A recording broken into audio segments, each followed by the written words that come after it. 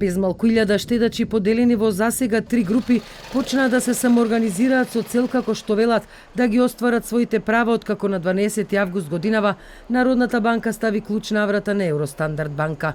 Станува збор за штедачи кои на сметките на банката имале повеќе од 30.000 евра, затоа што според Законот за Фондот за осигурување на депозити, осигурувањето на штедните влогови во банките во случај на нивно пропаѓање е ограничено на 30.000 евра. Сите други пари или пропаѓаат, или пак штедачите мора да си ги бараат во стечајна постапка. За обештетување на своите средства ние ќе мора да се подпреме на правилноста и функционалноста на нашиот систем и стечајните постапки како такви. Впрочем, функционирањето на истиот тој систем не доведе и до оваа состојба за свој тешко спечалени пари да одлучува некој друг. За да не се губи време, додека истите структури горе наведени излезат со информации за тоа кои сме тие 780 штедачи, затоа мора да се самоорганизираме и превземеме мерки веднаш. Финансискиот експерт Горан Рафајловски објаснува дека сите пари на штедачите над 30.000 евра сега ќе бидат дел од стечајната маса во стечајната постапка, што на 14 август годинава беше отворена во Скопскиот граѓански суд. Ниту може нешто да постигнат, ниту може нешто да направат, освен ако не се здружат поголем број на доверители, па како такви се пријават со, да речеме, еден единствен кој ќе зборува во нивно име и за нивна сметка.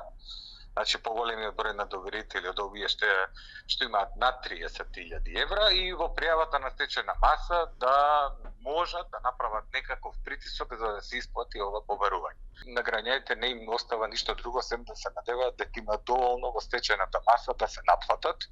Последниот збор на кој начин и по кој редослед ќе бидат намирени доверителите во постапката ќе го има стечајниот управник на Евростандард банка.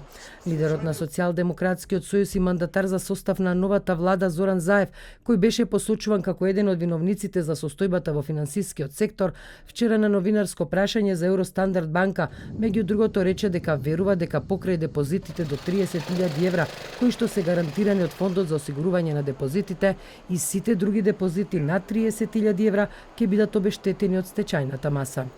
Јас верувам дека покрај депозитите од 30.000 евра, кои што се гарантирани од самиот фонд, и сите други депозити над 30.000 евра ќе бидат обештетени од стечајната маса. Тоа е работа на стечајната маса, заради тоа што има квалитетен имот во делот на Евростандард банка, главната зграда оде во центарот на Скопје, испостави низ секаде низ државата, и на крајот очекувам од стечајната маса да биде обештетен и Фондот за осигурување на депозити, кој што ќе исплати 4 милиарди и 400 нормално за испораката на депозитите.